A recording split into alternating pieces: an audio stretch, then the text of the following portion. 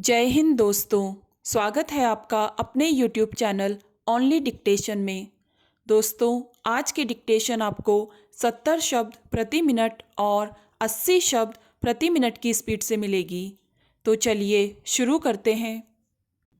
70 शब्द प्रति minute dictation शुरू होगी 3 सेकंड बाद।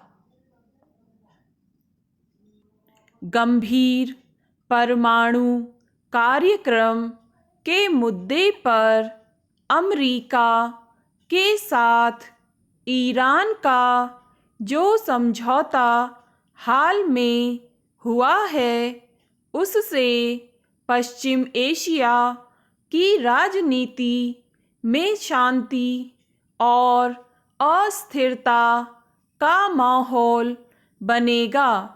वर्षों से इस मुद्दे पर टकराव की स्थिति रही है।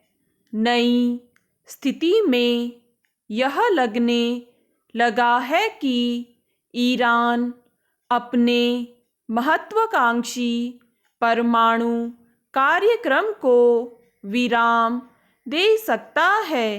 हालांकि यह बात पक्के तौर पर नहीं कही जा सकती, लेकिन असल चिंता यह है कि ईरान के साथ हुए अमरीकी समझौतों को इज़राइल और सऊदी अरब सही दृष्टि से नहीं देख रहे हैं।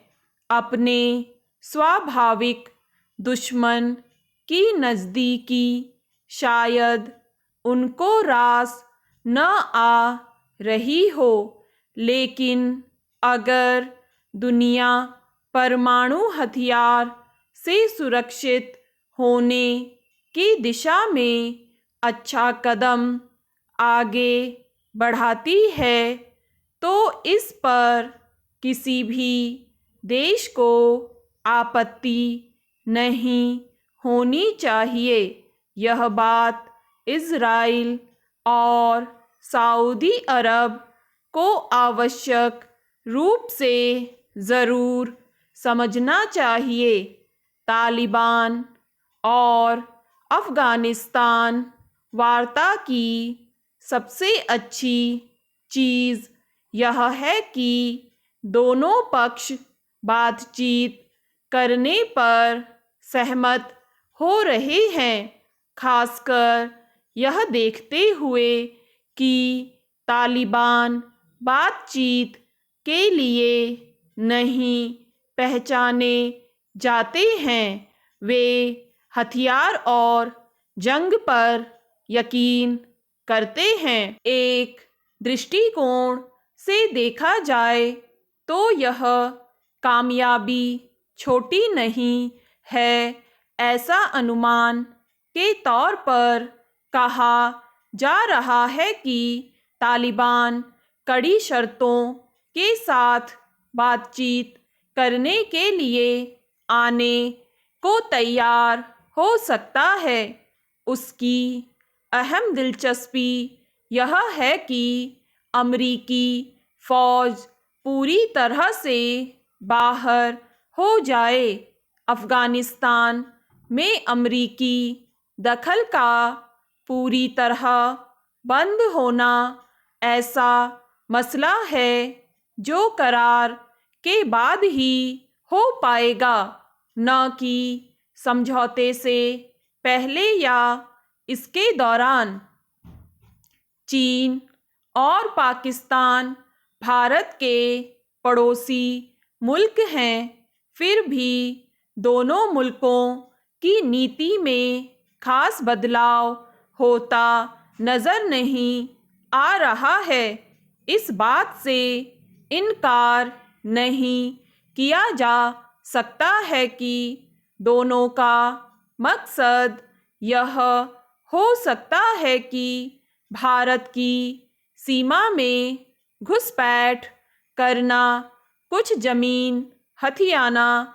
जब हरकत खबर बन जाए तो उसका खंडन करना और जब मामला ठंडा पड़ जाए तो नए तरीके से, नई सोच के साथ फिर से आक्रमण करना। जहाँ तक चीनी रणनीति का प्रश्न है, वह अचानक ही किसी देश पर आक्रमण करता है।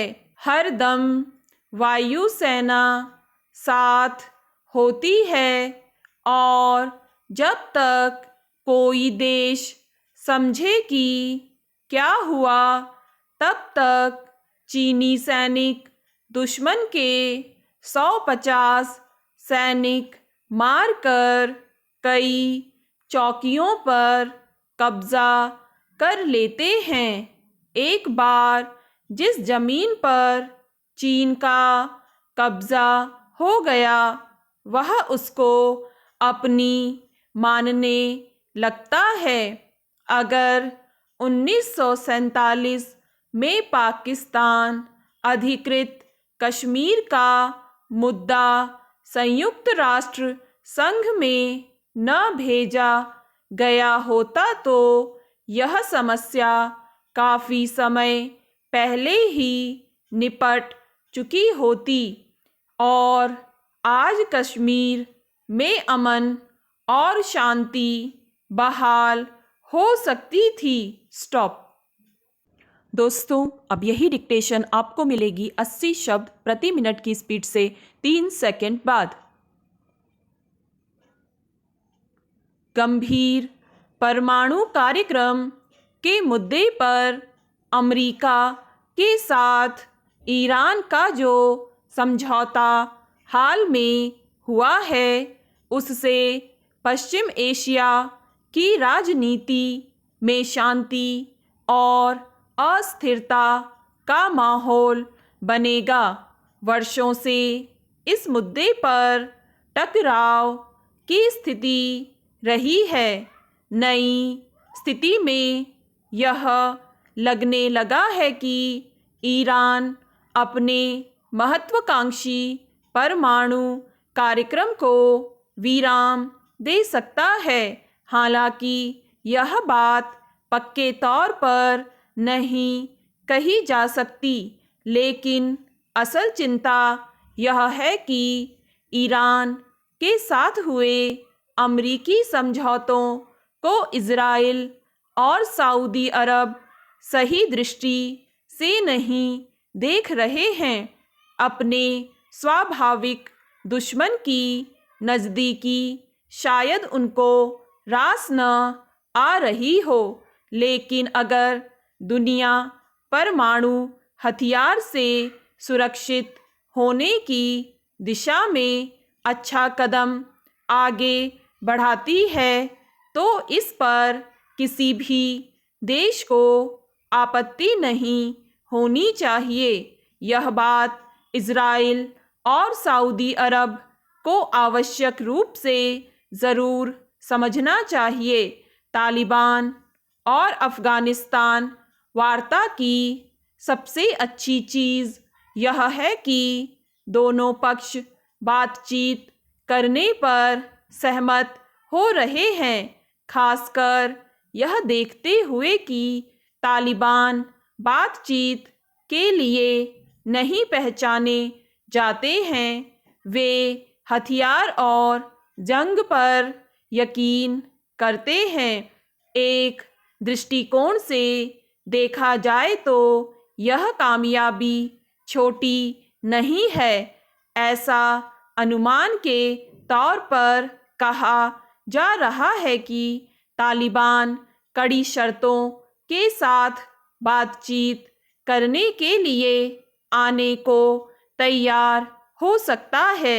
उसकी अहम दिलचस्पी यह है कि अमेरिकी फ़ौज पूरी तरह से बाहर हो जाए। अफ़गानिस्तान में अमेरिकी दखल का पूरी तरह बंद होना ऐसा मसला है जो करार के बाद ही हो पाएगा, न कि समझौते से पहले या इसके दौरान।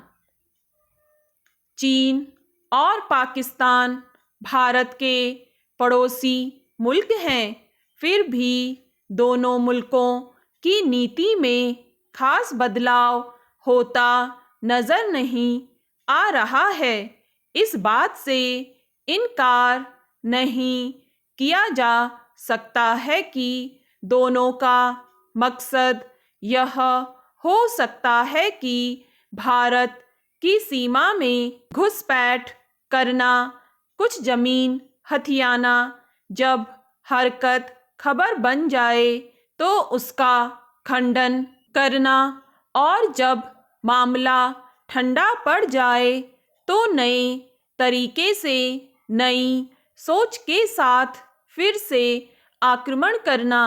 जहाँ तक चीनी रणनीति का प्रश्न है, वह अचानक ही किसी देश पर आक्रमण करता है।